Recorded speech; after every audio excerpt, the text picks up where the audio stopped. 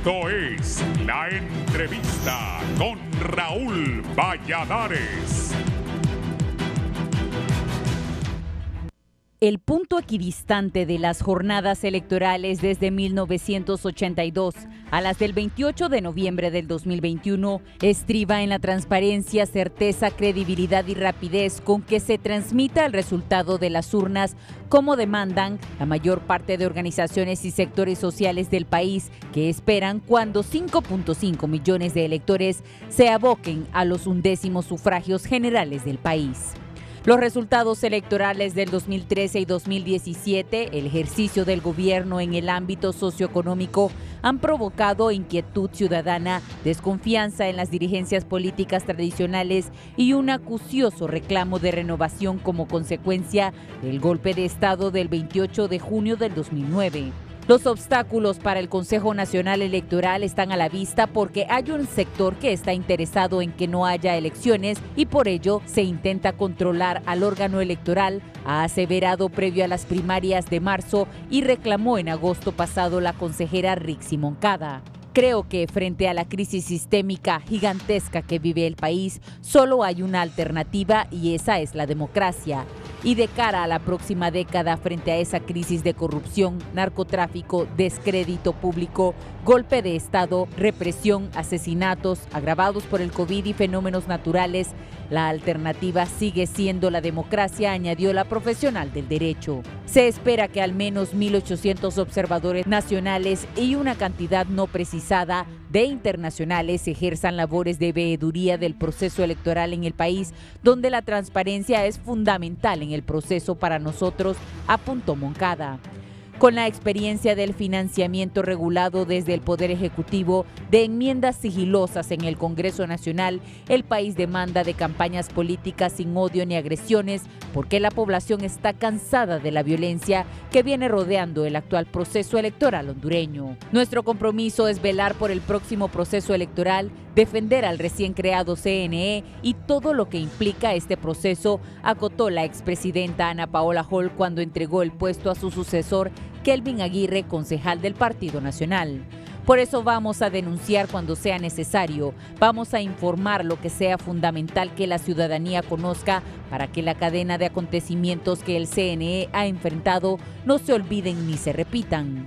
Postura a la que se suman un conglomerado de organizaciones de la sociedad civil hondureña, como las organizaciones de derechos humanos, de mujeres e indígenas, además de la Asociación para una Sociedad Más Justa, el Instituto Holandés para la Democracia Multipartidaria, Convergencia contra el Continuismo, el Gobierno de Estados Unidos, la Unión Europea, la OEA y las Naciones Unidas, entre otras. Este 28 de noviembre, Honduras se merece un proceso electoral creíble, transparente y pacífico, resaltó la coordinadora residente del Sistema de Naciones Unidas en Honduras, Alice Shackelford. El cronograma electoral sigue su marcha con dificultades y señalamientos que la comunidad sabrá discernir, así como con actos contundentes como la adjudicación del sistema de transmisión de resultados electorales, controles biométricos y digitales y del mecanismo de conteo y divulgación previsto para la jornada electoral. Sin embargo, la mariposa negra revolotea con la advertencia de que la jornada electoral se desenvuelva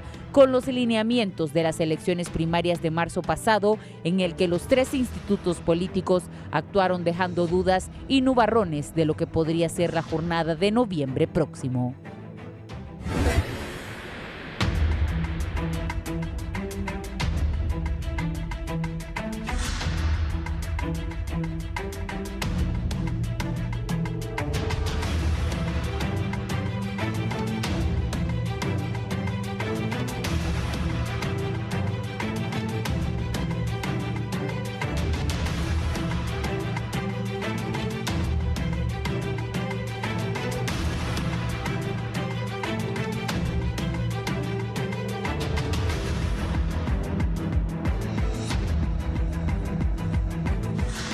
Buenos días, gracias por estar con nosotros en la entrevista de Radio Visión Honduras y Canal 11.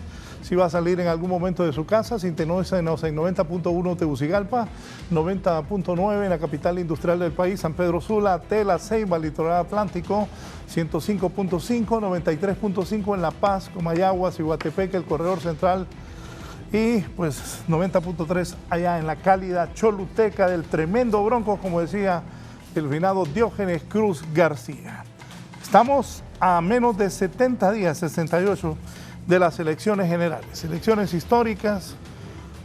Ojalá que sea un proceso limpio, un proceso que nos deje satisfechos a los hondureños, a pesar que hoy, a 68 días, sigue el problema de la tarjeta de identidad, la diferencia entre las concejales que están protestando del Partido Liberal y de Libre, Ana Paola Hall y Rixi Moncada respectivamente, sobre el manejo del presupuesto que lo ha querido, que está pidiendo el Poder Ejecutivo que sea manejado a través de ellos, y también las diferencias políticas entre los partidos. Ya Salvador Narrala el fin de semana ha dicho que se van a emitir votos falsos y que eso prepararía un fraude. Comienza a agarrar más fuerza porque Narrala es el candidato de un partido y si dice esto, lo tomaremos en cuenta sin duda en este programa. Saludo al abogado Germán Leicelar que está con nosotros esta mañana. Bienvenido, Germán. Buenos días. Un saludo a toda la teleaudiencia, gracias por el espacio y sí, totalmente coincidente con tus posiciones, ¿verdad? Es una situación complicada la que está viviendo el país por los efectos de los huracanes del año pasado, los efectos de la pandemia, toda la desigualdad que se está viviendo, la cantidad de candidatos que tenemos y sobre todo, y con esto cierro mi introducción, la necesidad imperiosa que tiene el país de tener una elección que sea transparente y que tenga credibilidad, porque lo contrario solo nos va a llevar a una nueva crisis política que no va a abonar en nada al país. Bueno, inédito lo que dice el abogado Germán Leicelar. Hay, ¿cuántos son? ¿14 o 15? 15. 15 personas por las que usted puede votar para ser presidente en Honduras. El licenciado y sociólogo analista, don Julio Navarro. ¿Cómo estás, Julio? Gracias, Raúl. Encantado de estar con Germán. Veo que te combina la mascarilla con Germán y el saco. Sí. Pareciera que me asesorara la responsable de tu imagen aquí en el canal. ¿Verdad? Raúl, 70 días, mira, y cada día yo creo que hay menos incertidumbres. Las incertidumbres que han habido se han ido desbrozando. Y ya el partido de gobierno parece que está convencido que tiene que prepararse a enfrentarse a los otros partidos, ¿no? Que las complicidades primarias que siempre tuvo en todas estas elecciones pasadas pareciera que han terminado ante las posiciones totalmente independientes que han tomado los miembros del Consejo Nacional Electoral. Por primera vez el partido de gobierno, desde el 2005 para acá, no tiene aliados naturales en el Consejo Nacional de Elecciones o antes Tribunal Supremo Electoral. Siempre tuvieron ahí a la democracia cristiana de volante de contención, ¿va? Y a veces definitorio cuando había que hacerlo. Hoy están en un escenario realmente inédito para ellos. Entonces deben de estar muy preocupados. Yo veo los voceros del partido de gobierno que han agarrado al Libre de ofensa tras ofensa. O sea que sienten que el Libre les está tocando la nuca. Entonces, porque a los otros partidos los han ignorado totalmente. Entonces yo sí creo que vamos a un proceso electoral que va a ser transparente y que por sobre todo va a dar un gobierno estable. Gracias, don Julio. Saludo también al abogado Milton Jiménez Puerto. Él es expresidente de la Comisión Nacional de Banca y Seguro, es canciller de la República y uno de los destacados abogados del país. Abogado Jiménez Puerto. Muchas gracias, Raúl, por la invitación y es un gusto compartir con Germán y con Julio y poder dar algunos criterios acerca de este momento tan difícil que vive la sociedad hondureña. Y al igual que ellos, pues coincidiendo en el sentido de la necesidad urgente de tener un proceso electoral limpio, transparente y que represente su resultado, la voluntad de la mayoría del pueblo hondureño. Han habido, por supuesto, bastantes obstáculos que gradualmente se van superando. Creo que es en alguna medida digno de encomio el papel del Consejo Nacional Electoral, fundamentalmente de las abogadas Rixi Moncada y Ana Paola Hall, que a pesar de todos los obstáculos que se les han presentado desde las distintas instancias estatales y gubernamentales, y de cierta campaña de desprestigio, campañas tendenciosas en contra de ellas y del organismo electoral, han logrado salir adelante, tanto en el proceso electoral primario como en este proceso que estamos viviendo ahora, en el que por supuesto hay otros Valladares que esperemos puedan ser debidamente superados por el bien de la sociedad hondureña. Sí. Germán, ¿qué has visto que va correcto? ¿Qué va mal? Eso que tú dices, 15 partidos, es una cosa inédita y no sé cómo nos irá a salir eso. Ojalá que bien. ¿Qué piensas? Sí, yo creo que es complicado porque creo que de alguna manera confundimos lo que es una democracia campante con darle así esta oportunidad a todo mundo de participar, la cual debe existir, pero obviamente debe tener un basamento para poder ser participación, porque si no pasa lo que decía Julio, ¿va? Que meto ahí un par de cochinitos solamente para que me sirvan de balance en determinado momento y es una serie de estratagemas y de cálculos políticos que solamente llevan a un fin particular, que es conservar una cuota de poder, tener un acceso a la deuda electoral, etcétera. Entonces, ¿qué pasa? ¿Dónde está todo el trabajo político que debe tener un partido para presentar opciones para que el país salga adelante? El análisis, bueno, hago un señalamiento. En este momento todavía, a 70 días de las elecciones, yo no he oído un planteamiento de campaña de posibilidades de gobernar bajo estos y estos parámetros. Se han dicho cosas, pero las cosas de siempre. Vamos a traer salud, vamos a traer educación, vamos a mejorar la economía. Falta el cómo. El cómo, nadie dice el cómo, todo el mundo dice lo que va a hacer, que es lo que todo el mundo sabe, se necesita, pero nadie dice bajo qué parámetros. Algunos candidatos tratando de ganar algunas simpatías diciendo que van a eliminar impuestos, cuando creo que eso es casi imposible, por ejemplo, ¿verdad? El problema no es eliminar impuestos ni traer nuevos impuestos, sino que los impuestos que ya existan se administren adecuadamente y de forma transparente, porque ningún gobierno puede subsistir si no tiene los impuestos debidamente manejados. Pero vamos al tema. Hay mucho desencanto en la población. ¿Cómo vamos a lograr que las personas voten?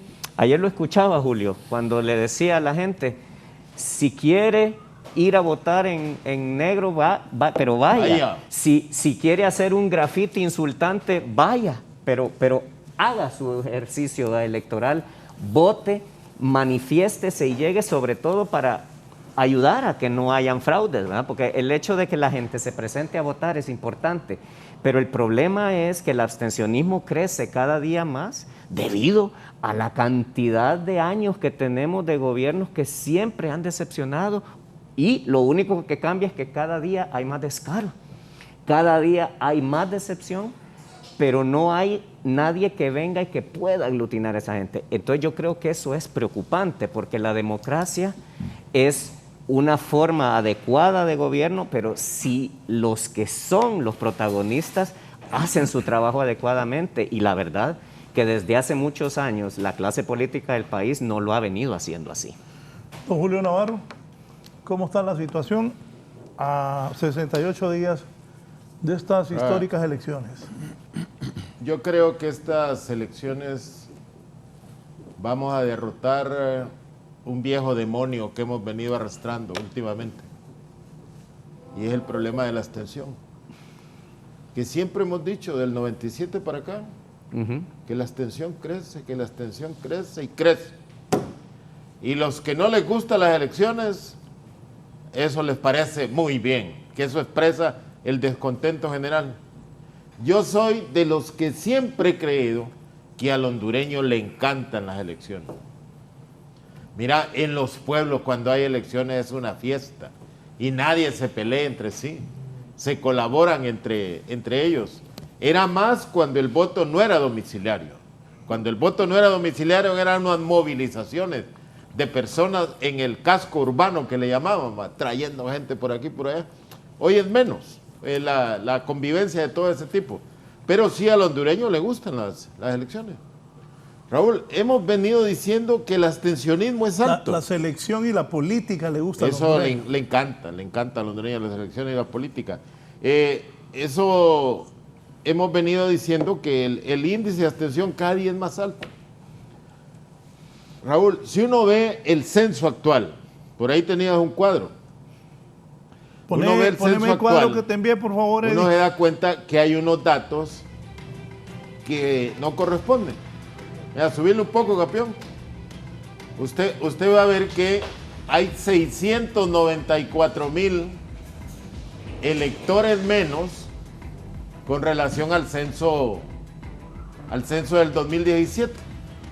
Ajá, mira, y esos 694 aparecen sumados como abstencionistas. Y es personas que no están en Honduras. Son personas que del 97 para acá emigraron. Mire ese cuadro, Raúl. Del 97, que se dio la nueva tarjeta de identidad que andamos. Fíjate qué grosería, cómo nos van a quitar la foto, Raúl. ¿Cómo nos van a quitar esa foto, hombre? Y ahora nos traen a la realidad. Es otra cosa que hay que cobrársela a este gobierno, fíjate. Raúl, vivías encantado con esa foto, ¿no? Sí, hombre, claro. Totalmente, y ahora no. Mira, en el 97, los electores aumentaron nada más 167,000 de un censo a otro. Pero mira, en el 2021, 694,000 menos electores con los que habían en el 2017. Y esos aparecen contabilizados como abstencionistas. ¿Y qué son? Ausentistas que están viviendo en el exterior. Porque hacia eso le vas a los nuevos electores, que son como 700,000, ¿no?, que hay ahora. Eso me dijeron a mí en el Consejo Nacional, en el registro. Eso quiere decir, mira, que ni los nuevos votantes lograron compensar los electores que habían hace 4 años. Eso preocupa más al Partido Nacional, porque han tenido un censo, el Partido Nacional, que en los 10 años que han estado, lo han aumentado en 2,300,000 electores nuevos, con crecimientos hasta casi de 800,000 electores. No, hoy vamos con un censo real. Y hay otra incertidumbre que se borró, y era la que había de que se iban a votar con 2 tarjetas de identidad porque no se habían entregado, no se habían enrolado. Pero al final se aprobó la verificación de la huella. Entonces eso quita posibilidad de que se vote con la huella, con la tarjeta de identidad anterior.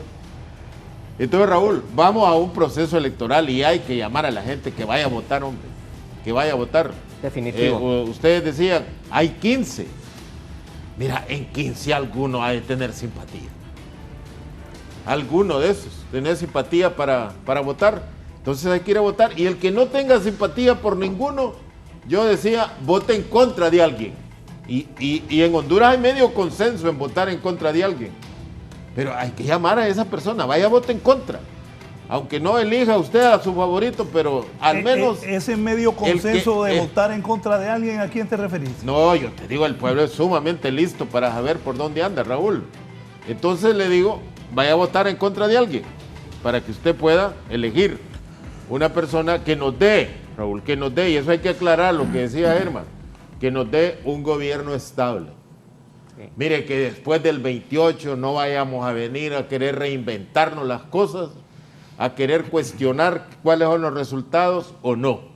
Hay que hacer todo el trabajo necesario cada partido para llevar a su militancia, sus simpatizantes y los nuevos que aparezcan para que puedan votar por él. Donde yo creo que va a estar sumamente equilibrado las elecciones en Honduras va a ser en la planilla de diputados. Yo no creo que no vuelven a haber partidos de mayoría en el Congreso Nacional. Eso va a estar porque hay algo muy interesante. Mira, algunos partidos han reclutado gente que han puesto en sus planillas que sí tiene simpatías. Ojalá que esas personas no sean efímeras. Yo recuerdo a don Salvador Narrala, todos los que reclutó en el 2013, casi todos desaparecieron. Solo los que han mantenido posiciones patrióticas se mantienen en el Congreso Nacional, como Redondo y el diputado de Choluteca. De allí todos los otros hicieron negociaciones y se fueron. Lo mismo pasó en el Partido Libre. De 37 al final quedó con 29 libres, firmes. Esta última bancada de Libre se ha mantenido firme. ¿Por qué va? Contrario a lo que algunos creen, va, que en cada elección hay que inventarse los partidos, como está Guatemala. Va. Sí. Guatemala, va. Mira, hay una visión globalista de que en estos países hay que destruir partidos políticos para gobernar con mayor facilidad los grupos de interés. Si no hay partidos, no hay tradición, no hay concepción, no hay compromiso, no hay historia. Entonces, en cada proceso, elijamos un partido. Y por ahí andan hoy la nueva visión ONGs. Saquemos los candidatos de las ONGs, que son la nueva apuesta por una institucionalidad del Estado. Como ustedes recuerdan, allá por 2001, Milton recuerda, de 2001, todo el mundo apostaba a la sociedad civil, ¿va? Ante el vacío de los partidos, ¿va? Ante el descompromiso que tienen con Honduras, es la sociedad civil la que hay más. ¿Cuántas cosas hablaban de Maduro con la sociedad civil? Desapareció esa generación de sociedad civil, desapareció. ¿Por qué? Porque para el poder son instituciones de partidarias. Eso ha sido clásico, Ahora, que esas instituciones partidarias se agoten en el desarrollo de la sociedad es otra cosa. Pero al poder se llega con partidos, no se llega con movimientos sociales. Se puede llegar con movimientos sociales, pero no se gobierna con movimientos sociales. Ustedes miraron en Perú. Perú, el presidente es producto de un movimiento social grande, ¿va? Cuando llega al poder, tiene problemas para armar su gabinete. Porque para armar gabinete deben haber complicidades partidarias, complicidades de visión. Y en el movimiento social, cada quien jala por un lado y jala por otro. Entonces yo estoy optimista. A mí me parece que vamos a elecciones, que la gente va a acudir masivamente y que va a salir un gobierno lo suficientemente distante del segundo lugar para darnos un gobierno estable. Abogado Milton Jiménez. Bueno, yo creo que lo que han referido tanto Germán como Julio en alguna medida, pues es un resumen de lo que está aconteciendo actualmente en Honduras. Y por supuesto que siempre se trae a colación el tema de las propuestas que se puedan hacer, de la capacidad que se tenga para gobernar, y con una situación muy, muy particular en este momento para Honduras, ya que, como bien lo demuestran los estudios socioeconómicos y encuestas, el problema fundamental de nuestro país en este momento es el desempleo. Es decir, la gente ya, hay muchos temas que prácticamente los han colocado en el segundo lugar, que en algún momento pues fueron como esenciales, ¿no? De seguridad, por ejemplo, ¿no? El mismo tema de corrupción no tiene tanta trascendencia desde la perspectiva de la mentalidad de los hondureños. Nunca en los últimos años, disculpe abogado que lo interrumpa, nunca en los últimos años, que la corrupción aquí a la gente le vale. Sí. Es como el séptimo lugar la corrupción. La gente quiere comida, trabajo. Exactamente. Es que eso se lo demuestra en alguna medida, y Julio lo podrá reforzar porque es sociólogo, eso demuestra el nivel de deterioro que tienen los valores éticos, morales, combinado, por supuesto, con una situación económica difícil, caótica, excluyente, porque eso también es importante decirlo. Entonces, ¿cómo vamos a sacar adelante el país? Ya lo mencionó también Germán, el problema de la pandemia, que es universal, pero que en algunos países se ha tratado con más seriedad que en el nuestro. Todos los problemas que hubo de infraestructura, que de alguna manera solo acusaban ya el producto del deterioro que hay en todo el sistema de salud en nuestro país. Pero sumado a este punto tan fundamental, los mismos fenómenos naturales de ETA y IOTA en el mes de noviembre del año pasado, creo que vinieron a poner, por llamarlo de alguna manera o decirlo de alguna manera, el punto culminante de una situación crítica para nuestro país. El nivel de migración, José Raúl y amigos, ha aumentado sustancialmente. La gente ha perdido completamente el temor. Se van a aventurar, de ahora van en caravanas, eso les da un poco más de garantía de poder llegar.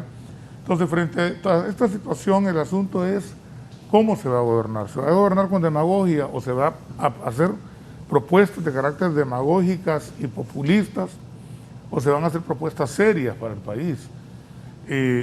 Se va a hacer énfasis en el tema de la inversión, se van a crear las condiciones adecuadas para que la inversión fluya en Honduras, puesto que bien sabemos que lo que ha ocurrido en los últimos años es más bien, digamos, una huida de la inversión, no solo internacional, sino una también corrida nacional, sí. Es decir, Honduras tiene los niveles, las tasas, por ejemplo, el tema de la energía eléctrica, que es tan fundamental en cuanto a la inversión, tiene los niveles y las tarifas más altas de la región. Tiene un nivel impositivo que ciertamente no corresponde a los beneficios que el Estado le provee a la ciudadanía, ¿no? Claro. Hay sociedades más desarrolladas o desarrolladas en donde con gusto la gente paga el 40 y hasta el 50% de sus ingresos, ya que tienen asegurado todo prácticamente a su alrededor, pero Honduras no es el caso. La clase media paga y paga y paga y paga impuestos, pero cuando tiene problemas de salud tiene que ir a un médico privado, tiene que ir a un hospital privado o tiene que pagar un seguro privado. Cuando tiene problemas de inseguridad tiene que contratar un guardia privado. Cuando quiere educar adecuadamente a sus hijos tiene que mandarlos a un colegio privado e igualmente a las universidades privadas. Cierto. Y así sucesivamente podemos enumerar. Entonces, frente a esta situación, la pregunta mía es, bueno, primero, ¿vamos a hacer énfasis en política exterior? No, no es lo fundamental. La política exterior, por supuesto que es esencial, pero no se puede adelantar criterios. Me parece un error desde todo punto de vista estar adelantando criterios acerca de cómo se va a manejar, máximo en un país como el nuestro, que tenemos un nivel de dependencia y de sumisión, si se quiere, a Estados Unidos, ¿no? Y del cual tampoco podemos obviarlo, aunque lo quisiéramos. Es decir, se puede atenuar y se puede tener, porque ya se demostró en el pasado, algún nivel... Milton, vos que especialista en esto, ¿viste que el primer ministro chino habló en el CELAC? Habló, son, por ejemplo, aspectos que están dando... Increíble. Están dando, exactamente. Es decir, esta cumbre de la CELAC, que al final fue en alguna medida desastrosa por los enfrentamientos personales que hubo entre algunos presidentes, pero demuestra también en alguna medida lo que estamos viviendo, la situación que se vive en Centroamérica. Sí. Hay un elemento que no se menciona, Raúl, y que es importante señalarlo. Honduras es el país que le puede dar estabilidad a la región. Si nosotros no reparamos en esto, porque si vamos a estar viendo que nos vamos a alinear con un bloque, que nos vamos a ir con el otro, tenemos el grave problema en donde, como lo dije yo, ya mostró sus uñas y sus dientes Bukele.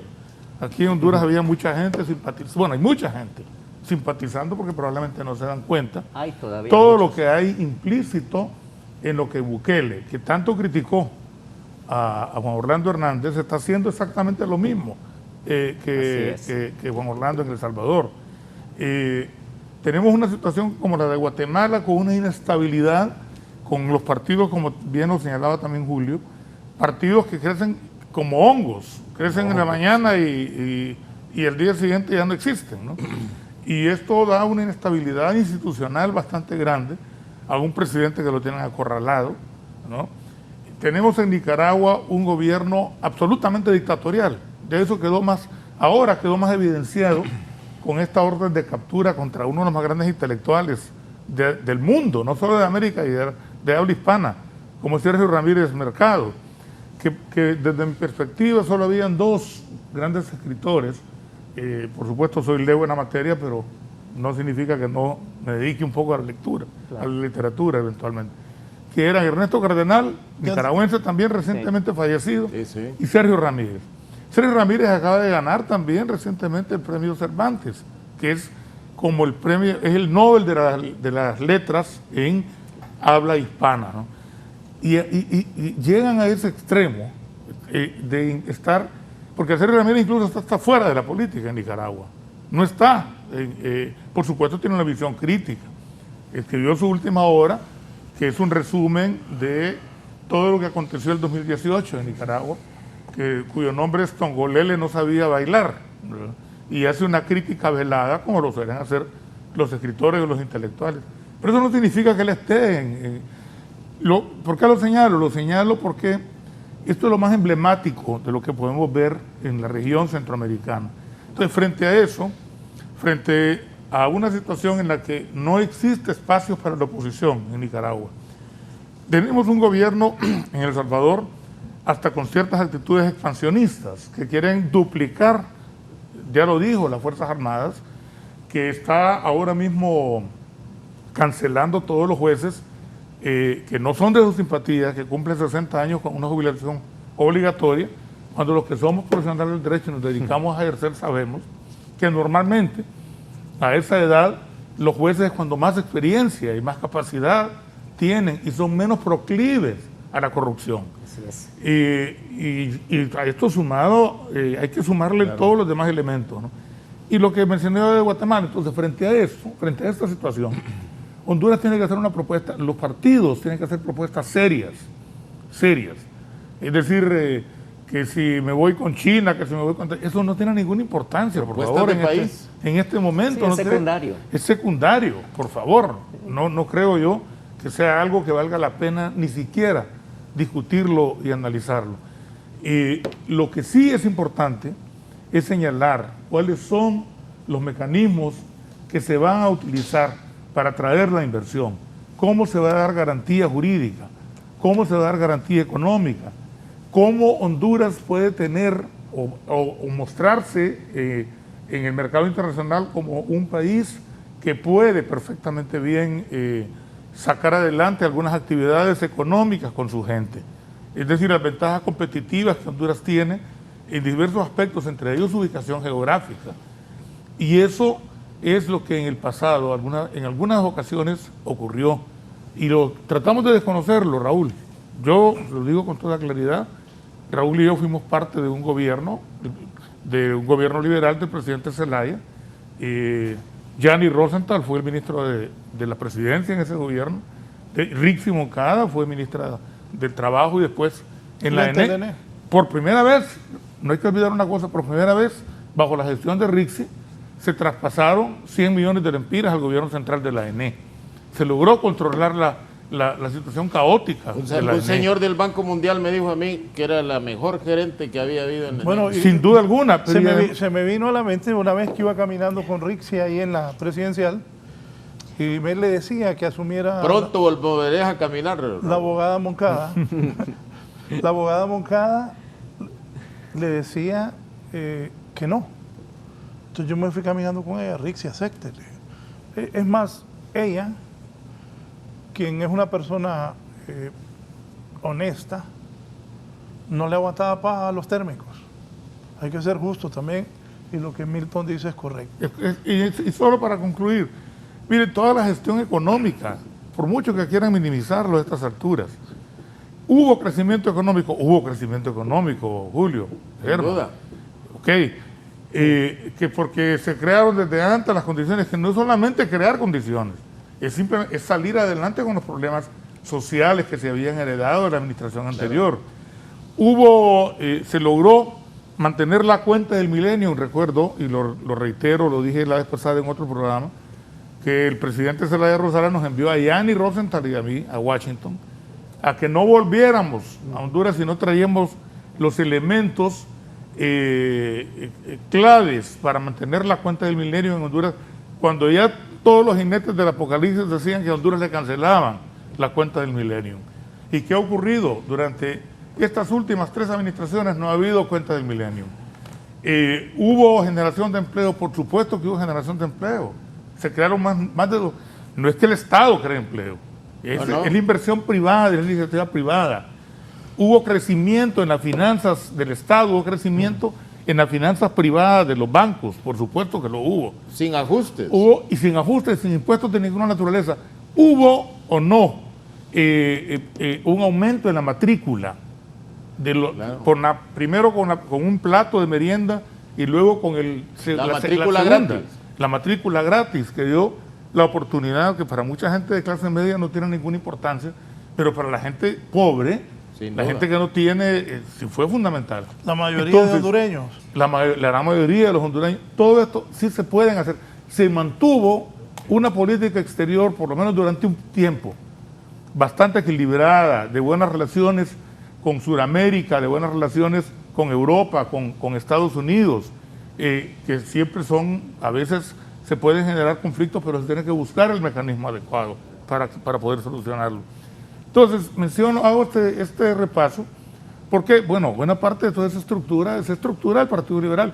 En el golpe de Estado del 2009, una parte fuerte del Partido Liberal, creo que la mayoría del liberalismo, estuvo en contra del golpe de Estado. Y anduvo esas calles, la famosa resistencia, que muchas veces tenemos esa tendencia a apropiarnos y decir, no, la resistencia somos nosotros, la resistencia es la izquierda. No, aquí hubo infinidad de gente que se resistió. Transversal. Así es.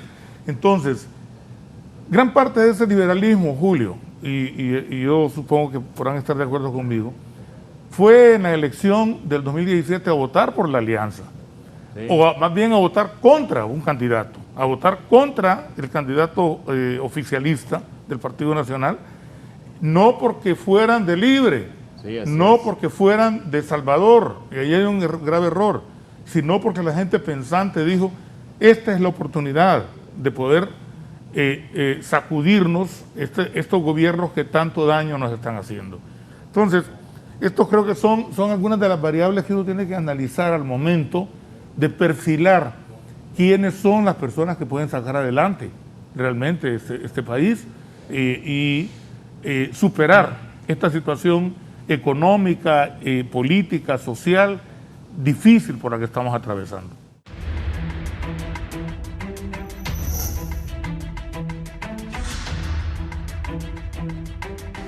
Gracias a la abogada Ada Mejía de Cruz Torres. Excelente programa, dice también don Gilberto Ríos, candidato a diputado. Gilberto, pongan en esa foto ahí el número de casilla que va, hombre. Va a salir Gilberto diputado. Buen día, Raúl. Lo único que es que la resistencia la dirigió la izquierda, por eso tuvo tanto éxito. Pero no sé cuál izquierda, la de aquí o la de Venezuela. Asimismo, el país tiene oportunidades de salir adelante en la medida que la derecha deje de gobernar. Saludos a sus distinguidos invitados. Es que yo insisto que la izquierda hondureña son bien pocas personas, entre ellos Gilberto. Pero de ahí en Libre la mayoría son todos liberales.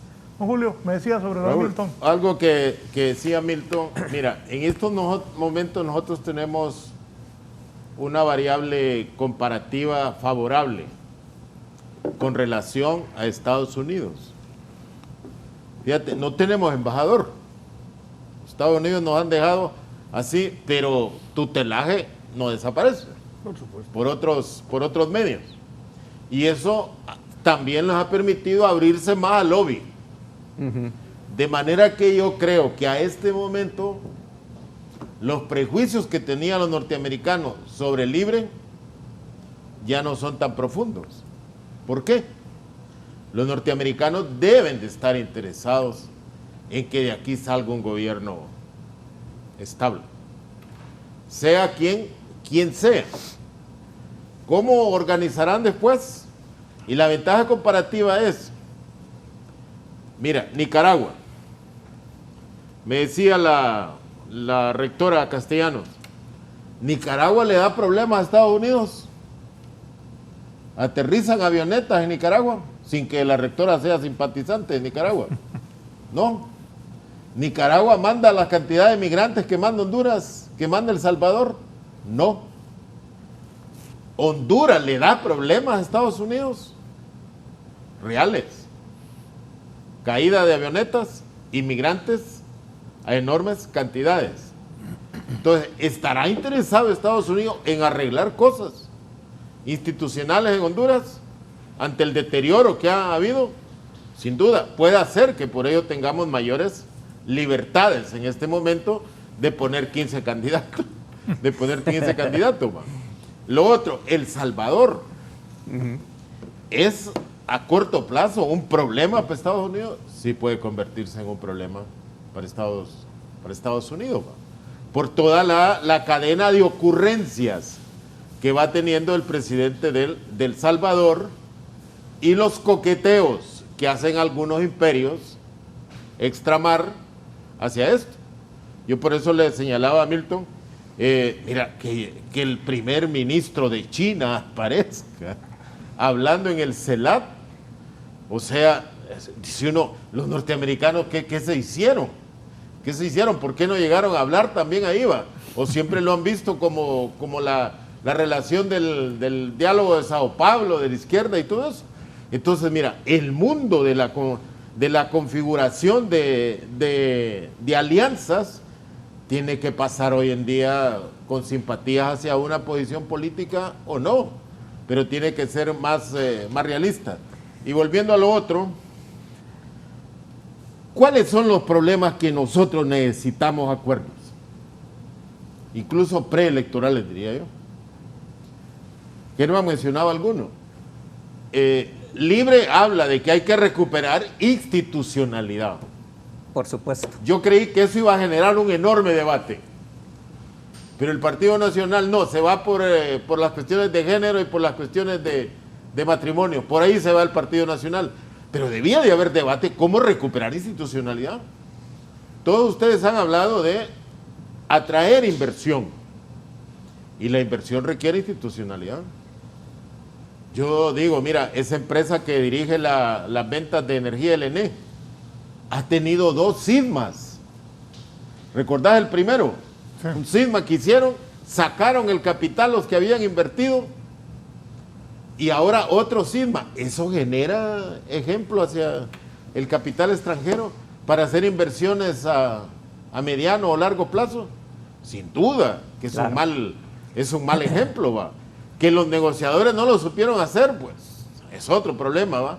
Pero necesitamos, entonces, la institucionalidad, recuperarla es importante, es importante. Sí. La división de poderes es importante, porque si no vamos a llegar a posiciones extremas como la de El Salvador. Me tiro todos los jueces que hay y a quiénes voy a poner. A los que representan el nuevo bloque de poder, voy a caer en lo mismo, pues. Y entonces, no, necesitamos reconstruir. El tema es que esa es la receta que todos están utilizando. Reconstruir como tal. Esa es la receta. Institucionalidad. Lo que me estorba lo quito. Institucionalidad, pandemia. Y un tema, mira. Esa es la palabra. Un tema que tenés que apartarlo del problema de la política económica y macroeconómica y plantearlo sobre ella, la ENE. Bueno, mira, la ENE puede derrumbar todo el equilibrio macroeconómico. La seguridad energética es fundamental para el desarrollo. Acaba de salir el último informe del Banco Mundial que dice que es un desastroso manejo del ENE. Increíble, Raúl. Ojo, y le da la razón a los colombianos. Sí, hombre. El informe del Banco Mundial, eso es, ojo, hace 68 días de las elecciones, tengan cuidado. Que eso es lo más probable. Porque si eso, no, es que ya salió. Por eso digo. Hoy lo escuché en HRN, el informe del Banco Mundial que dice que el desastroso manejo del ENE, y cada vez que viene el fondo y el Banco Mundial, ustedes lo saben, lo primero que dice, el ENE. Así es. Y ahora dice que lo que ha hecho EH es correcto. Si van a esa demanda internacional, ¿cuánto vamos a perder? Raúl, sobre eso necesitamos acuerdos interpartidarios, porque se va a llevar a los empresarios, se va a llevar a todo. Los empresarios ya a tiempos tienen que decirle a los inversionistas en energía eléctrica, por favor, ustedes tienen que sentarse a negociar, así como se sentaron los equipos de Europa, a los cracks, ¿cuánto se va a bajar de sueldo? Aquí, ¿cuánto van a bajar ustedes? Milton, no es posible que yo despache 100 megas y te los dé a vos que los distribuyas y vos vendás 64 megas y a mí me pagues por 100. Y entonces esa diferencia, ¿quién la va a agarrar? Se la va a pagar el consumidor, no aguanta más. Entonces el Estado, no es necesario negociar, señor, usted vende, usted saca 100 megas, pero esos 100 megas los va a distribuir. ¿Qué hace usted sin esa distribución? Claro, pero si no tiene un canal de distribución adecuado, ¿qué riesgo ¿cómo lo hace? lleva usted sobre la distribución? Debería de llevar algo. Julio, tú mencionaste la palabra pandemia. Esa es una palabra fundamental en lo que estamos viviendo. Claro. La pandemia vino a desnudar al mundo entero en cuanto a los esquemas de desigualdad que existen no solo en Honduras, sino que en el mundo entero. Eso tiene en precario a miles de millones de personas alrededor del mundo con la posibilidad de quedarse sin empleo. El nuevo orden mundial que está interponiendo sus buenos oficios para que todo se automatice va a generar todavía una crisis mayor de empleo. Eso está generando una claridad de la desigualdad en cuanto a la salud pública en todas partes del mundo que te lleva a que a gente que no tiene una fuente de ingreso tiene una posibilidad de enfermarse y no tiene cómo sostenerse porque no existe la seguridad social en ninguna parte del mundo. Eso está llevando a una necesidad en la cual tanto empleadores como empleados, como gobiernos, como empresas y corporaciones tienen que unirse a manejar unas políticas muy novedosas que nadie tiene la menor idea de cómo se van a manejar. ¿Por qué? Porque lo único que saben es explotar, generar ese ganancia hasta el último momento, que es lo que pasa con la ENE. Tú me puedes dar a mí 100 megas, como me puedes dar 100 naranjas. Si no tengo los canales de distribución, exacto, de aquí a que logre vender las naranjas se me pudrieron 50. Así es. Y yo no corro ningún riesgo. Exactamente. Entonces, las políticas generales están fallando. Y rescatando lo último que ustedes dos decían, que estoy totalmente de acuerdo contigo, pero yo solo quisiera rescatar algo.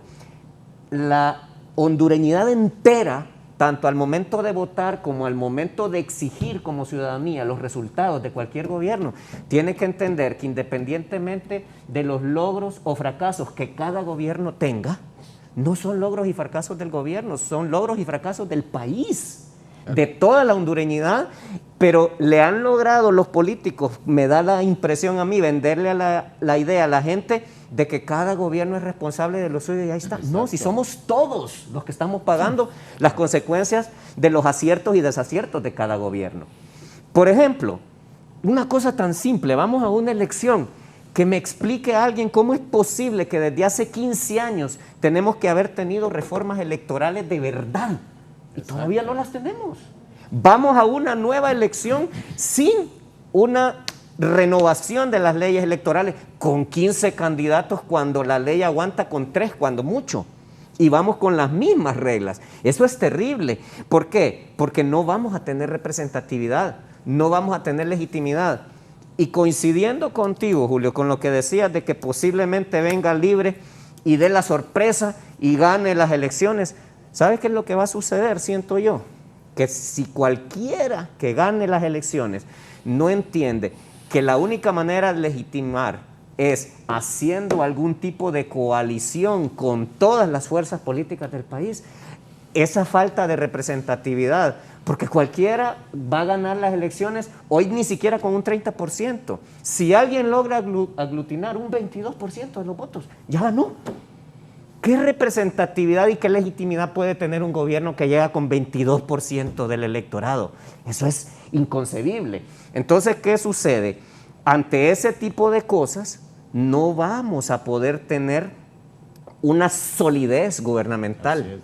Y esa solidez gubernamental es fundamental y no se va a conseguir a menos que pongamos y antepongamos sobre todo lo que son los destinos del país. La clase política, independientemente de cuál sea, como dijo Gilberto Ríos, a quien le mando un saludo, es casi como un hermano mío, aunque algunos no lo sepan. No es un tema... Es que la izquierda y vos la derecha. Probablemente, ¿va? Pero la izquierda y la derecha, yo tengo una mano Por izquierda y eso una mano derecha. A eso me refiero. ¿Ah? A Y eso ese es el punto. Por eso me refiero. Tenemos que entender que cada quien tiene derecho a respetar las ideas de cada quien y también tiene derecho a que se las respeten y que tenemos que sumar, no dividir.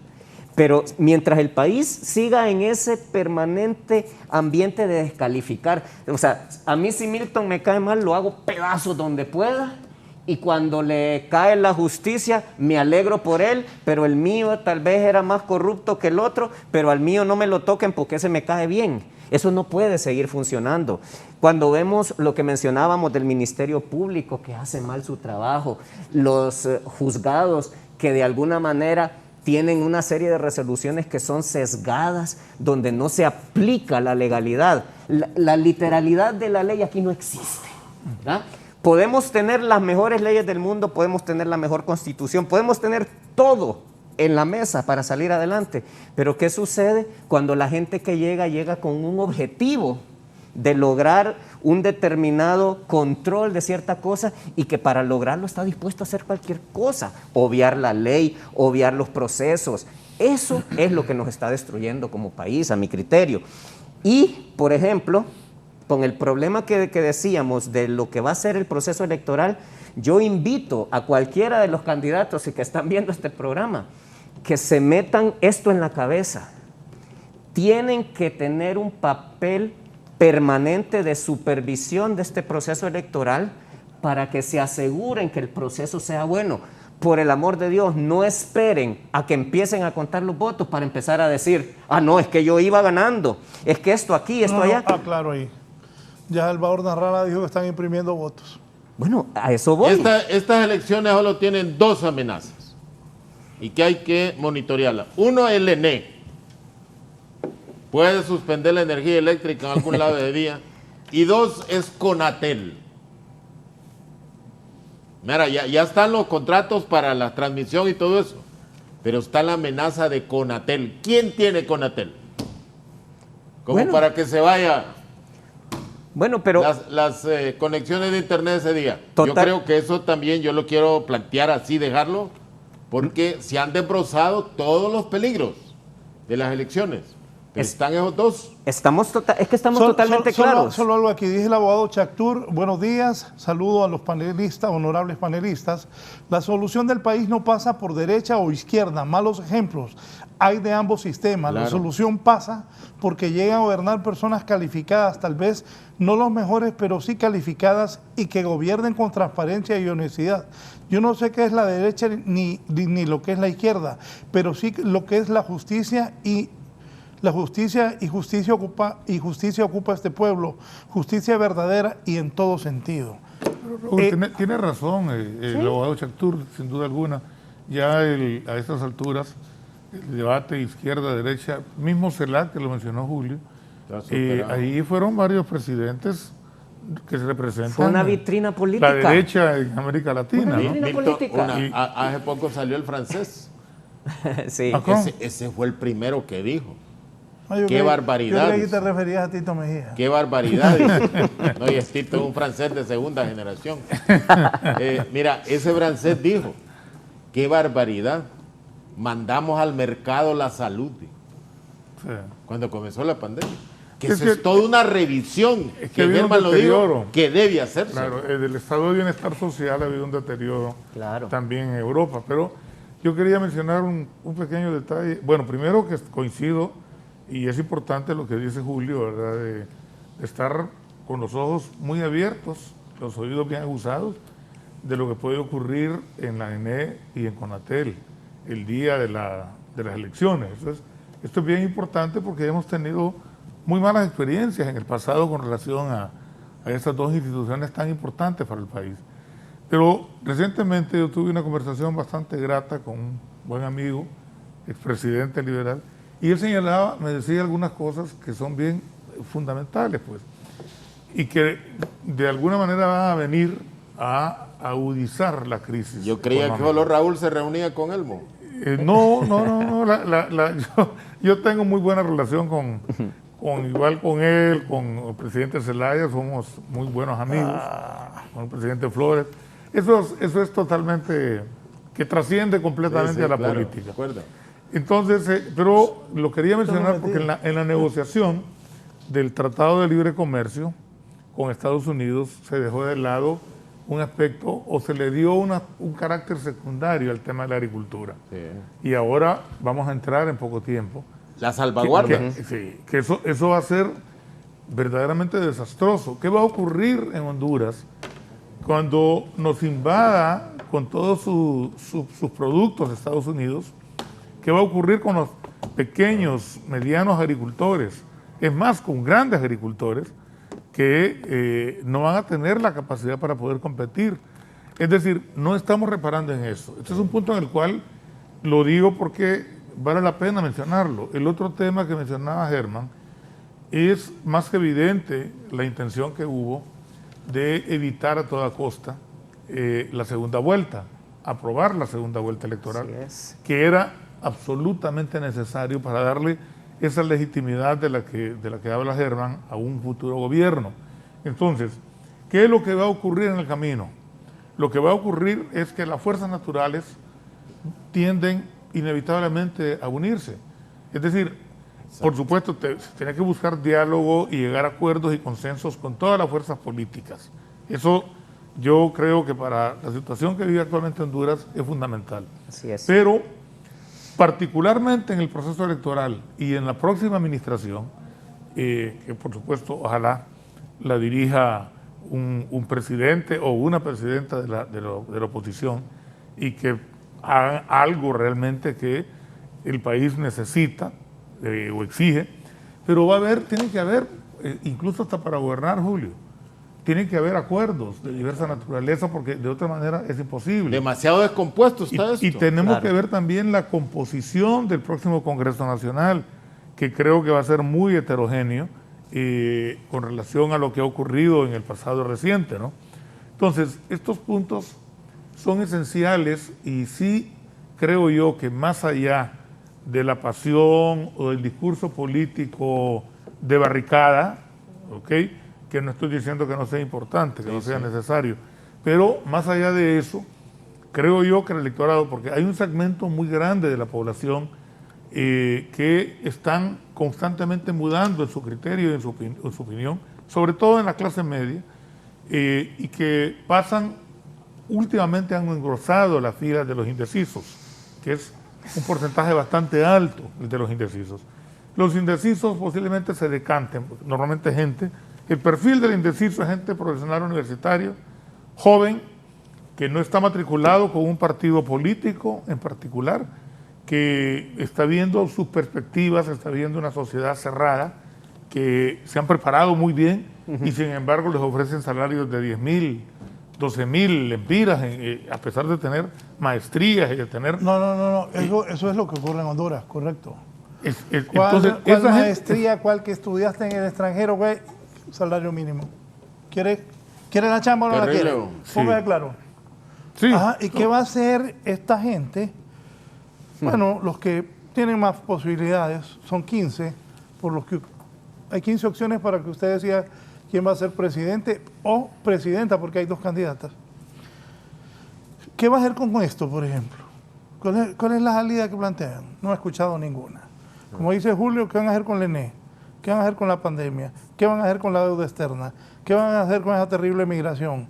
Con ese desempleo, con que no hay salud, que tenemos 2 años perdidos de educación. Raúl, y hay una que... Y con las sedes. Raúl, hay una que mencionaba Milton, que es otra cosa puntual. ¿Qué vamos a hacer con las inundaciones? También, por supuesto. Que esa debe ser una política de Estado. Quien llegue, este es el proyecto que vamos a hacer. ¿En cuántos gobiernos va a salir? Pues en tantos, pero tiene que hacerse. Pues te imaginas, estamos en plena pandemia y nos vienen esos 2 huracanes a terminarnos.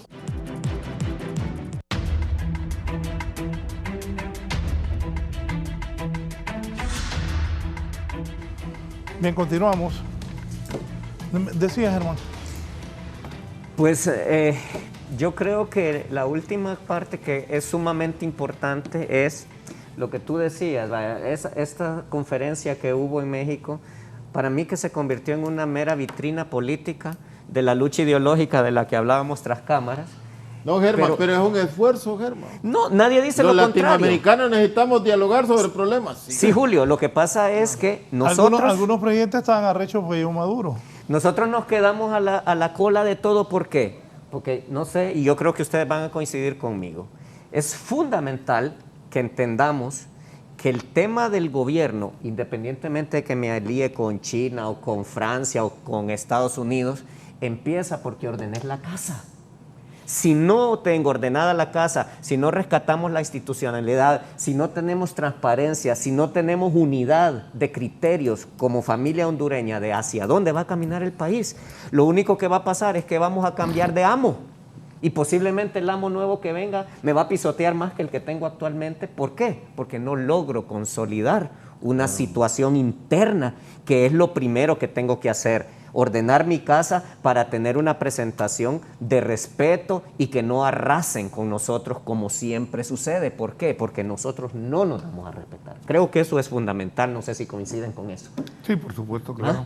Entonces, pienso que si no entienden esto, todos los gobernantes que podamos tener, porque tenemos obviamente 15 para escoger, yo insisto, tiene que haber un plan que hasta ahora no lo hemos oído, como tú decías, Julio, el cómo yo no lo he oído todavía de ninguno de los que está presentándose. No, Libre presentó un plan. Pero un cómo no. Ahora, que los partidos de oposición se hayan dedicado a lo homofóbico nada más, es otra cosa. Sí, pero es que no hay un cómo, volvemos al tema. Siento que... Por ejemplo, Libre te dijo, ajá, vamos a condicionar los monopolios. ¿Hay sectores empresariales en Honduras que los monopolios los tienen hundidos? Sí, hay, sobre eso también hay que hablar, ¿va? por supuesto. Nadie discute. Hay que hablar sobre renegociar los precios de la energía eléctrica. También hay que hacerlo. Mira, hay que hablar sobre reducción de tasas de interés. Sí. Mira, aquí yo recuerdo cuando el gobierno de Mel, las tasas de interés llegaron al 7%, al 8%, hombre. Fue apoderando de Micheletti las tasas al 22%, y hoy las tasas. Entonces, ese es un elemento fundamental para reactivar la economía, sin duda. Entonces, mira, tenemos que convencer a los bancos que el préstamo especulativo vía tarjeta de crédito, eso no derrama la economía. Pero yo creo que todo eso, Germán, hay que hacerlo dialogado. Y esto porque en Honduras hay demasiada... Fíjate que sí es interesante y me parece importante lo que mencionas con relación al tema de los intereses, de la tasa de intereses.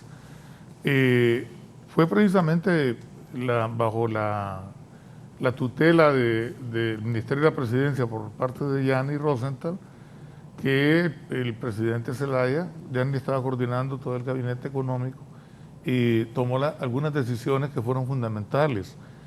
Esas decisiones generaron competencia en el mercado financiero, que fue, en un principio creó incertidumbre en la banca privada. El único segmento de la banca privada que apoyó esto, y lo recuerdo porque incluso me acuerdo muy bien la frase que usó don Jaime Rosenthal cuando le dijo a Mel, mira, lo que vos querés hacer es una locura, pero te apoyo, le dice, porque es necesario que haya más competencia en el mercado financiero en el país.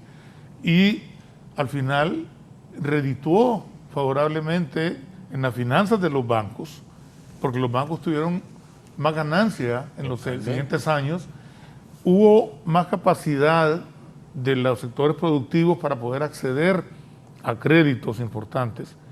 Estas son las medidas concretas y específicas, no cuestiones etéreas. Con lo etéreo no hacemos absolutamente nada. Por ejemplo, incluso dentro de la campaña interna del mismo Partido Liberal, recuerdo que hubo una propuesta que lamentablemente no encontró receptividad y que el mismo Yanni lo hizo en función del país. Dijo, están saliendo una gran cantidad de inversiones de maquilas de China. Honduras debería de ir viendo cómo atrae esa maquila que está saliendo de China. ¿Por qué? Porque la guerra ahora ya no es la guerra típica como la Guerra Fría, es una guerra esencialmente comercial y económica. Entonces, el hecho de que el primer ministro chino haya hablado, mejor dicho, en la conferencia de la CELAC, solamente indica la presencia cada vez más grande que tiene China en América Latina. Yo voy a mencionar, incluso aquí, porque y con el conocimiento del presidente Zelaya, porque esas cosas tienen que ser, es el presidente el que dirige la política exterior. Yo me reuní en 2 ocasiones con el canciller de China, una vez en México, a instancias de México y España, que fuimos todos los cancilleres de Centroamérica. Después de esa reunión fue que Costa Rica se fue con China continental. Y otra vez en Nueva York, que el canciller pidió una reunión bilateral en Nueva York.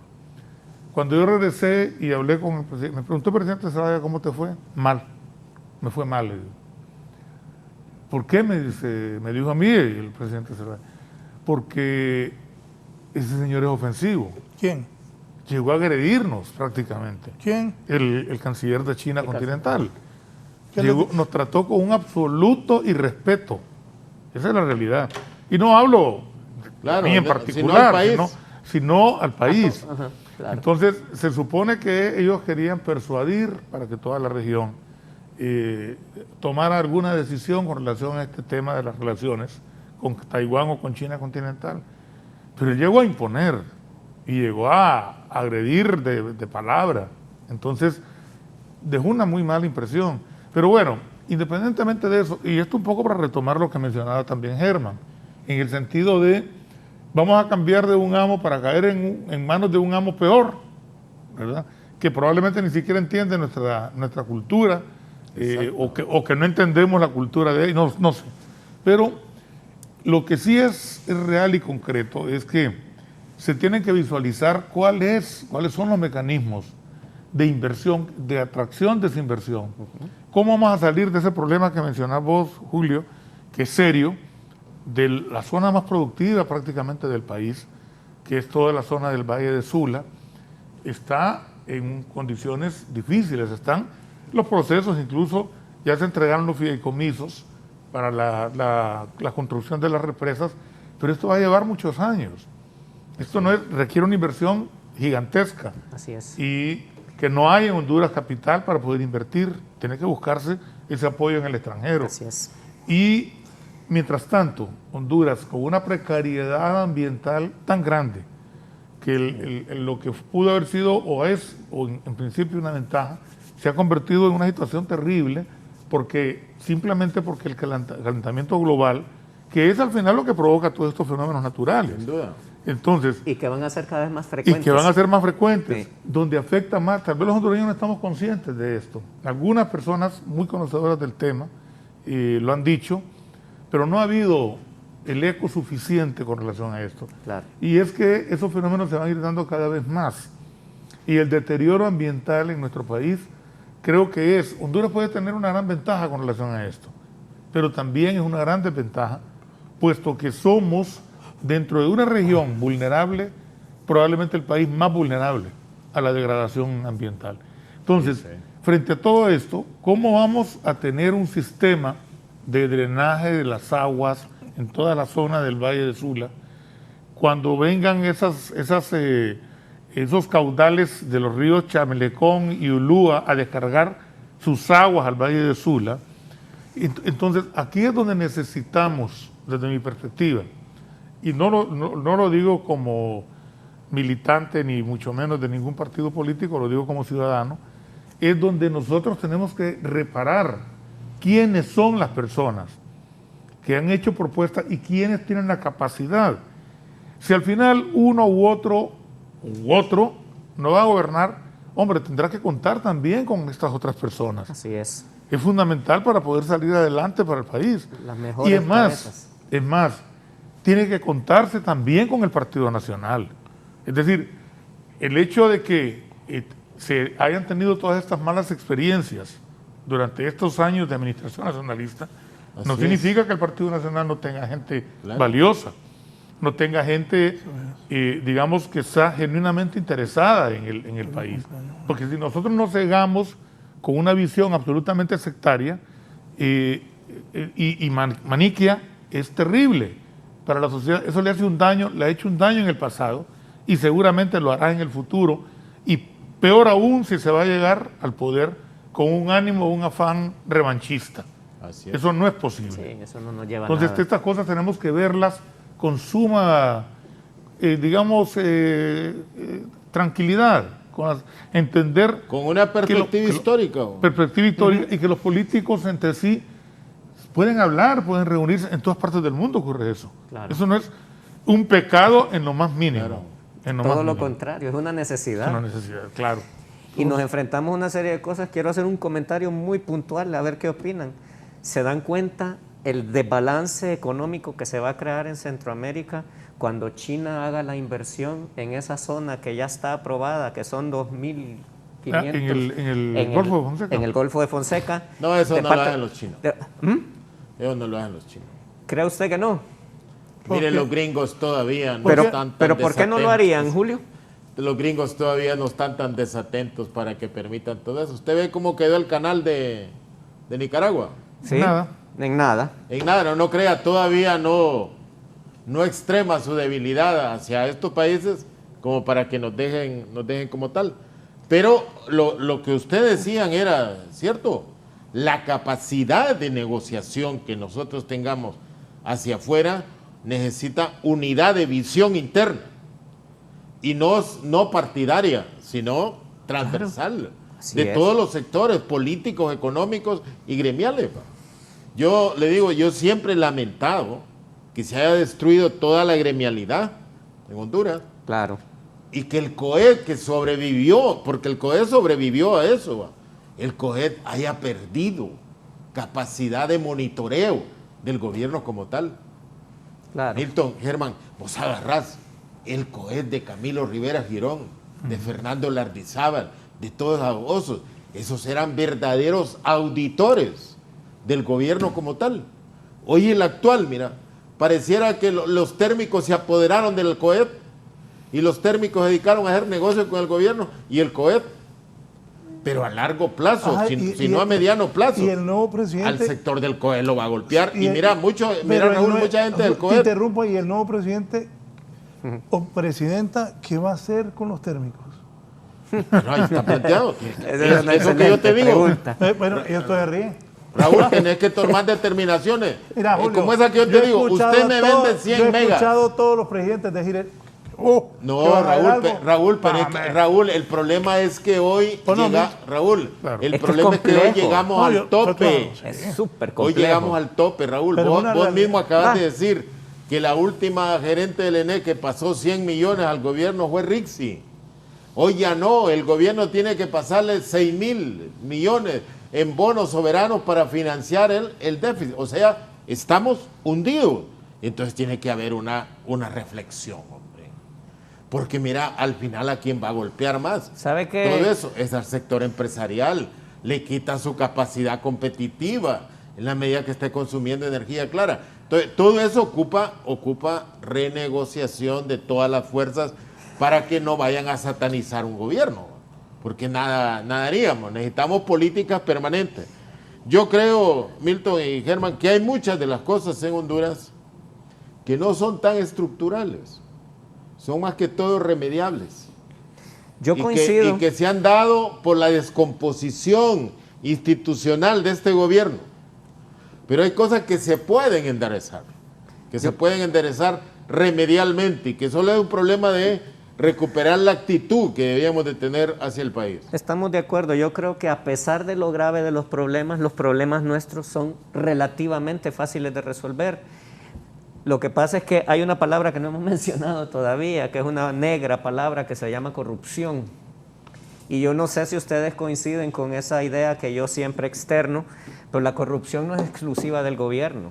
No. La corrupción es institucional y nacional y ciudadana y está impregnando todos los distintos sectores de la sociedad y esa es una lucha muy difícil, pero que se tiene que enfrentar ya, porque esa corrupción cada día avanza más y se apodera más y más de los presupuestos, de las acciones, de cualquier cosa que pueda beneficiar al país. Y ahí se pierden, pero cantidades exorbitantes de dinero que si estuviese siendo invertido en otro tipo de cosas, el país tendría otra cara. Eso es fundamental también. Y que se entienda bien que no es una cosa de decir voy a luchar contra la corrupción, porque no es una cosa sencilla. Un presidente no es omnipresente y la corrupción está permeada en todos los sectores de la sociedad y eso es bien importante que se ataque. No sé cómo. Hasta ahorita hay un buen ejemplo que se va siguiendo, no se deberá descomponer, López Obrador. Dice aquí Omar García, licenciado, un camino único de éxito es replicar en la nacionalsocialismo de Taiwán tiene 4 poderes, los 3 conocidos y el cuarto, el poder de la rendición de cuentas. El partido Kuomintang tomó los preceptos del partido nazi, dejando a un lado la raza, enfocándose a lo económico en carreteras, represas, energía, aeropuertos, cooperativismo, la administración, el Estado, y el resto lo bajó a inversión privada. En lo social atendieron educación, salud, agricultura y decidieron aumentar la clase media, y el resultado el Taiwán de hoy. Debemos buscar opciones de capitalismo democrático que convive con el Estado, y el Estado social conviviendo con el capitalismo desarrollista. Sí, por supuesto, claro. Es decir, es que vamos a ver, hay un aspecto que es importante, fundamental. Antes hubo, sobre todo en los años 90 y para la primera década del siglo XXI, el debate sobre la herencia en Chile de Pinochet y de todo lo que había generado en crecimiento económico para Chile, ¿no? Dentro de la dictadura, pero cómo retomar aquellos elementos ya dentro de una sociedad democrática, como era la isla Chile de ahora, ¿no? Sí. Pero al final, todos los estallidos sociales, todo lo que ocurrió en Chile, que se originó con una cuestión aparentemente sencilla, el aumento del transporte del metro, y sin embargo al final se constituyó una especie de revolución en Chile. No hay nada hasta dónde llegar. En la que llegaron a una Asamblea Nacional. Es más, recientemente un muy buen amigo intelectual me enviaba un artículo sobre el que se perfila como el próximo presidente de Chile, Gabriel Bosch, creo que es el apellido. Es un hombre que tiene 35 años. Él es producto de todas estas manifestaciones. Pero ¿qué ocurrió en definitiva? Y por eso lo traigo a colación, que había mucho apologista de la inversión y del capital dentro de la dictadura, y que ese es el mecanismo, que la dictadura es la forma como se puede sacar adelante a un país. Pero está visto, por lo menos en la experiencia latinoamericana, que la dictadura, con el bienestar económico, en definitiva, solo genera desigualdad. Exacto. En definitiva, no puede ser, bajo ningún punto de vista, una opción. Y el mejor ejemplo, repito, es Chile. ¿Okay? Ahora mismo está sumido en una crisis porque hay un conflicto serio de poderes entre la constituyente que está elaborando la nueva constitución y el Congreso y el Ejecutivo, que el tema ahí es hasta de legitimidad. Entonces, un poco bajo lo que menciona Raúl y lo que le escribió este amigo García, tiene toda la razón. Tiene toda la razón. Yo creo que nosotros tenemos necesariamente que apostar por la democracia. Irnos cerrando, ir destruyendo esa institucionalidad de la que mencionaba vos, que la mencionó en su momento Xiomara. Eso definitivamente nos lleva a una situación caótica en la que, como sucede actualmente, hay a veces hasta 5 instituciones del Estado que no se sabe con certeza a cuál de ellas le corresponde resolver un problema. Antes uno sabía a quién dirigirse. Antes incluso no sabía quién era el funcionario que dirigía esa institución. Hoy ni siquiera eso. Nada sabe. Entonces, ¿qué ocurre? Hay un oscurantismo que el extremo, en mi opinión, fue el tema de meter dentro de la ley de secretos de Estado la adquisición de las vacunas. Escuché la vez pasada a uno de los diputados, el vicepresidente, creo que fue el doctor Pino. El doctor Pino, ¿cómo se llama? El doctor Pino. El oncólogo. Noé Villafranca. Noé Villafranca, sí. Es que es sobrino, creo, de Hugo Noé. Noé Villafranca, que dijo que iban a tratar de revertir en el Congreso esa decisión. Yo digo, ojalá por el bien del país, ojalá porque haya un mínimo, aunque sea una cuestión elemental de transparencia, para que un tema tan fundamental como ese se haga a la luz del día. Porque no podemos continuar en esta situación. Nos está llevando ya a grados extremos. Y si se polariza aún más la sociedad hondureña, lamentablemente no solo se pone en riesgo el proceso electoral, Julio, sino que la convivencia, todavía mantenemos una convivencia pacífica, precaria, pero la mantenemos. Entonces, si se le siguen cerrando las puertas a la sociedad hondureña a los temas tan esenciales como el de la transparencia y de actuar a la luz del día, va a ser también muy difícil que los próximos gobiernos o que el próximo gobierno pueda revertir esa situación. Se va a volver bastante complejo. Créanlo, que este va a ser un problema bastante grande si no se toman medidas ahora mismo, bajo esta misma administración, que hay una alta dosis de responsabilidad. Por ejemplo... Solo deme un minuto. También la Iglesia Católica está opinando, diciéndole a la gente por quién o por quién no No, votar. pero la Iglesia o la jerarquía. Bueno, hay que distinguir en Honduras también. Bueno, pero aquí la máxima... El cardenal yo no creo que tenga autoridad para hablar de democracia en Honduras. Pero es el cardenal. Bueno, vamos a escucharlo después. Don Julio opina ahí sobre lo que dice el cardenal. El aborto es un homicidio, lo ha dicho claramente. Y aquellos que quieren y que piensan que van a obtener votos prometiendo, es como los que dijeran, la pena de muerte está abolida, pero queremos que vuelva. Y peor todavía, que venga la pena de muerte para el inocente, para el que no se puede defender. Se necesita vivir en el siglo XXI para tener una mentalidad tan obtusa. Pensar que van a obtener votos promoviendo el asesinato, el homicidio. Por eso es tan importante, lo decíamos el 15 de septiembre, tanto que nos llena de alegría pensar en el sabio Valle y lo que él hizo para nuestra independencia y para nuestro futuro.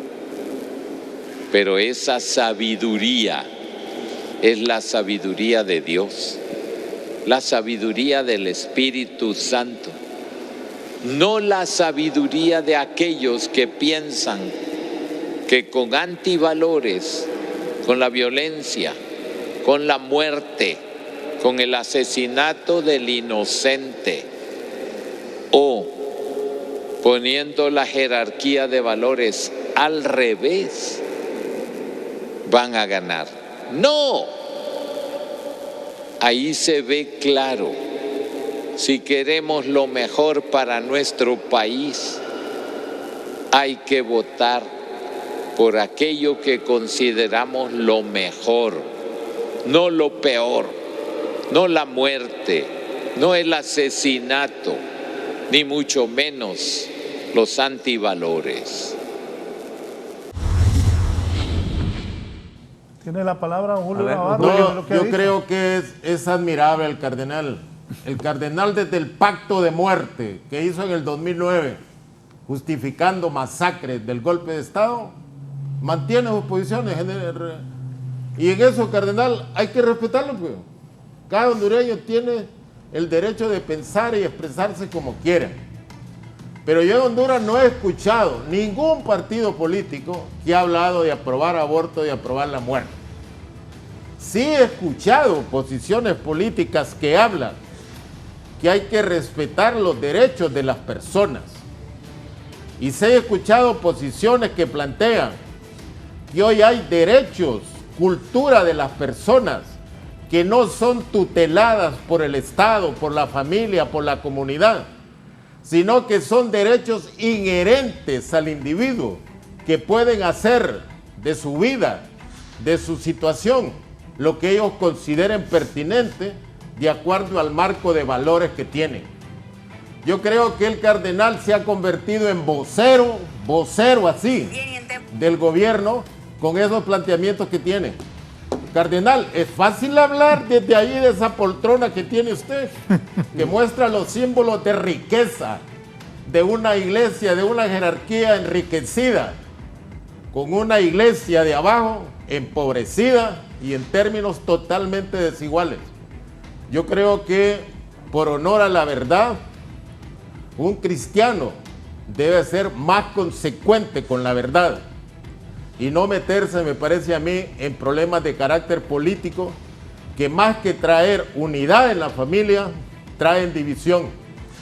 Pero general, cardenal, usted desde el 2009 se comprometió con la muerte y es consecuente y eso hay que respetarse.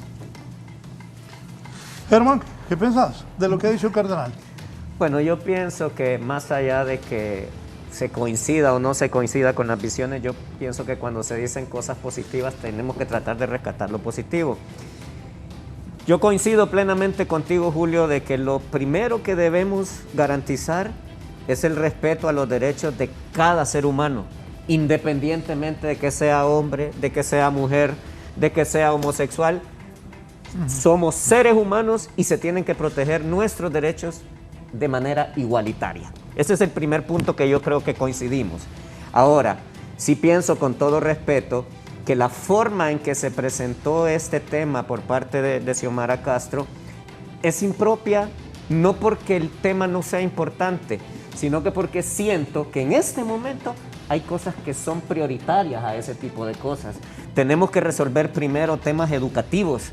Con la educación vas a resolver la posibilidad de tener un crecimiento económico, de tener la posibilidad de atraer inversión, de que las personas incluso tengan un criterio más amplio respecto a ese tipo de temas, porque el que no tiene una educación y no tiene un criterio y no tiene una cultura, difícilmente va a aceptar determinadas cosas que son, por decirlo, muy de avanzada en otros lugares y en otras sociedades. Bueno, de verdad, antes de pasarle a Milton, esto genera una polémica.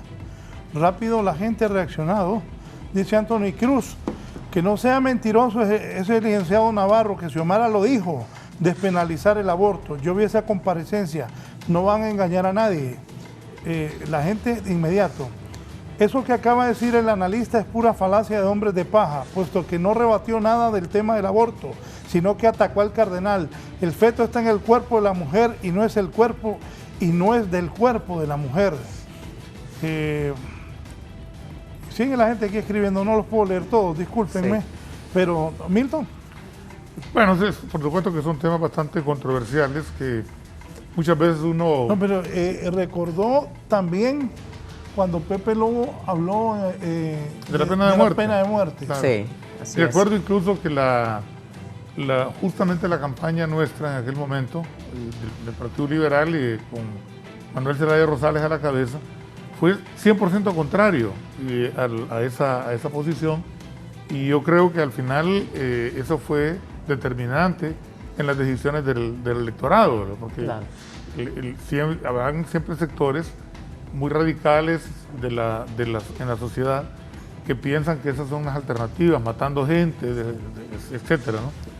Pero por otro lado, sin duda alguna, yo creo que, como sí lo señalaba adecuadamente Germán, en este momento, entrar en un debate de esa naturaleza, independientemente de lo que cada uno de nosotros piensa. Yo tengo mi propio criterio al respecto. Las personas que me conocen en privado saben de lo que yo creo al respecto. Igual lo tendrán todos ustedes, pero como que no es muy apropiado, no es muy adecuado estar cuando el debate fundamental en la sociedad hondureña es el de la economía, es el de las transformaciones del modelo económico que son fundamentales, es el de la democracia y la institucionalidad.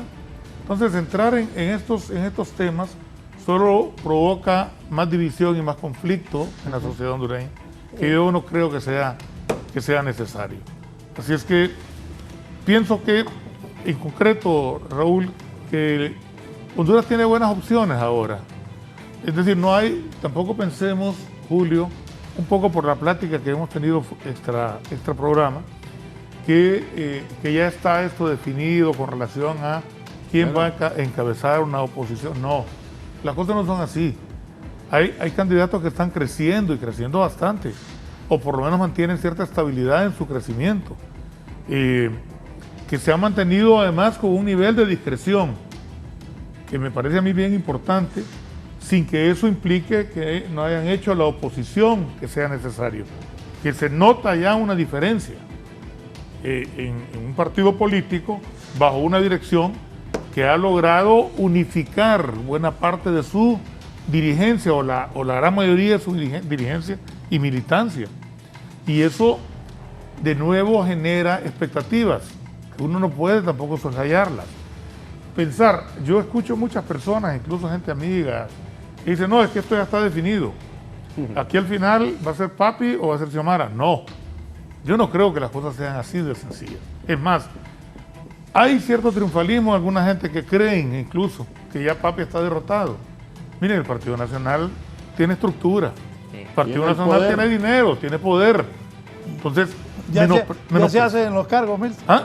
Ya se hacen en los cargos. Y tiene dinero. No, ya mucha gente se hace en los cargos, exactamente, ya están hasta pensando que van a ser ministros de aquí. No sé qué más. ¿Cuántos cargos tuvo César Salgado en el gobierno de Mela? La vemos como 5. En algún momento Era sí. como 5 veces ministro. Ese hombre está listo. Entonces, lo que yo quiero decir con esto, Julio, es que tampoco menospreciemos a la gente. No, pues sí. Es decir, hay que ver qué es lo que el ciudadano pedestre, el ciudadano de a pie, el ciudadano común y corriente, las mujeres, los hombres, están pensando con relación a su futuro, a su bienestar, y quiénes son las verdaderas opciones para poder salir adelante. No hay un liderazgo en este momento en el país que aglutine a todos los sectores de oposición, no existe. No existe. Y aquellos que se dediquen a ofender, que se dediquen a agredir, la gente los está castigando porque están perdiendo simpatía. Y que además se dedica a insultar y a agredir a otra gente de la oposición. Por Dios, no tiene ninguna lógica, no tiene ningún sentido. Cuando al final va a necesitar también de esta gente, en el supuesto de que fulano o sultano gane. Entonces, yo quiero concluir porque entiendo que estamos finalizando. Sí. Mi conclusión es la situación, y hasta voy a usar una frase que a menudo la utiliza el narrador deportivo, periodista Ponce Morazán, que le gusta mucho esto cuando dice la moneda está en el aire, en los partidos tanto de Liga Nacional como de la selección. Las elecciones están todavía en el aire. Sí. Es muy prematuro. Miren, 68 días que faltan, muchas cosas van a ocurrir aquí en el país. Y eso va a ser determinante en la unidad interna y la estructura de los partidos políticos para poder visualizar o perfilar un futuro ganador en el proceso electoral. De acuerdo. Bien. Gracias, Milton, por su participación esta mañana, Germán. Bueno, yo pues no me queda más que decir que coincido en esto, y a la gente yo le diría, ¿verdad? Vayan a votar porque es un derecho y es un deber, y la patria necesita que la gente vaya a votar. Mediten su voto, voten por la persona de su simpatía, pero esperemos que la persona de su simpatía sea la persona que tiene las capacidades. Esa es mi primera parte. Mi segunda mención es a los partidos políticos. Consoliden, aglutinen, desarrollemos un crecimiento y rompamos todas esas divisiones que están llevando al país en un despeñadero que no nos lleva a ningún lado. Y siento que ya que no se aprobó la segunda vuelta, que era fundamental, señores, el que gane va a ganar con una proporción de votos pequeña. Consolide su gobierno invitando a los mejores hombres de cada uno de los partidos en una coalición nacional para que el país pueda desarrollar. Eso es lo siguiente. Y lo tercero para ellos, vuelvo a repetir, conviértanse en vigilantes de que el proceso electoral sea transparente. No se conviertan en ganadores desde ya y en personas que van a empezar a pelear por una victoria que puede o no puede ser, porque lo que necesitamos es unidad de criterios, una elección transparente y, reitero, unidad nacional. Sé que es difícil, pero el hecho de que una persona piense diferente no la va a convertir en mi enemigo. La democracia y el crecimiento intelectual y de cualquier naturaleza viene de la riqueza de todas las ideas que me puedan aportar, y creo que es importante que venzamos ese fantasma y logremos avanzar como hondureños, independientemente de las diferencias que tengamos. Encontremos las cosas que nos unen y vayamos desechando las cosas que nos dividen. Excelente programa y panelistas, dice Alfredo Montalbán, Escobar Montalbán. Saludos a todos, en especial a Milton Jiménez. Gran programa. Gracias. También aquí me escribe el abogado, el licenciado Juan Ramón Rivera, dice: excelente programa, saludos a los panelistas, especialmente a Milton. Ojo, hablar del voto útil es importante. Don Julio Navarro, sus análisis finales. Raúl, yo creo que en este tiempo que falta habría que obligar a los candidatos que hablen de qué van a hacer, El cómo lo van a hacer, en qué tiempo lo van a hacer y cómo lo vamos a verificar. Y no estar nada más reaccionando sobre elementos de carácter cultural que dividen a los hondureños y que lamentablemente la jerarquía católica se presta a eso. Yo creo que vamos a elecciones. Los organismos que dirigen el proceso electoral, yo creo que han estado cumpliendo su papel y ya no hay duda de que vamos a elecciones. Yo solo tengo la duda que si la ENE o CONATEL pueden estropear el proceso electoral el día de las elecciones. Y debíamos de buscar mecanismos de cómo alguien, una institución, supervisa o controla esas instituciones.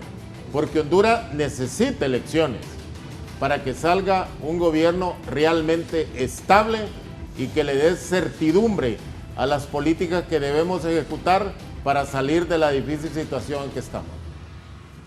Muchas gracias a don Julio Navarro. Me voy a un resumen. Gracias. Aquí hay una última. Mi compadre Luis Calderón me dice: excelente el programa que has tenido esta mañana con los tres panelistas de nivel. Voy a un rápido resumen de lo que ha ocurrido en las últimas horas.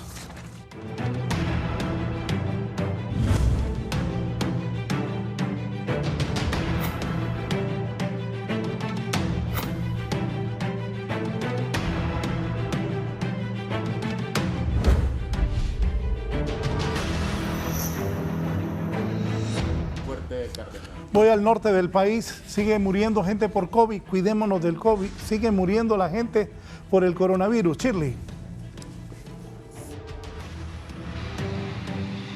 Buenos días, licenciado Raúl Valladares, en el foro La Entrevista. Me acompaña la doctora Evelyn Bueso, coordinadora del triaje de Infoc. Y es que afortunadamente en las últimas semanas se ha reducido considerablemente el número de ingresos en la unidad de estabilización. ¿Es así la situación? Es así la situación. En la última semana hemos visto un descenso de los pacientes que acuden a sala de estabilización y a consulta ambulatoria para la COVID-19.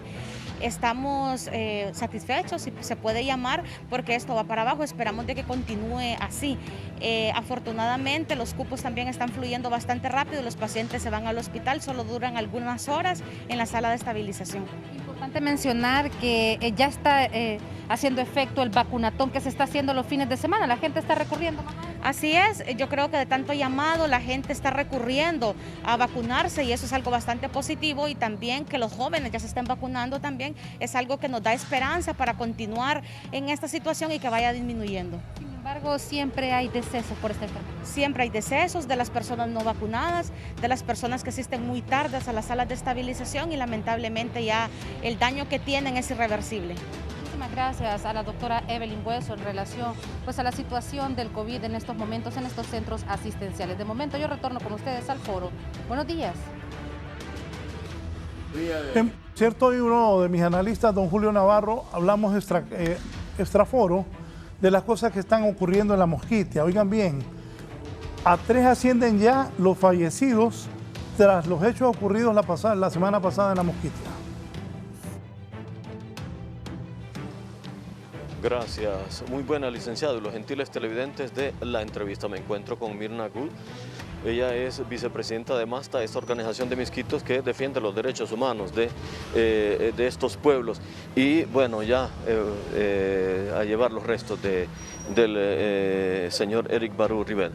En ese proceso estamos, lastimosamente. Esta es la tercera persona que muere producto de este ataque indiscriminado de la Fuerza Aérea de Honduras a una población civil. Quiero aclarar que aquí no hubo ningún enfrentamiento con los narcotraficantes, como ha querido decir el vocero de las Fuerzas Armadas. Esa es una gran mentira. Tampoco la lancha traía cocaína tampoco.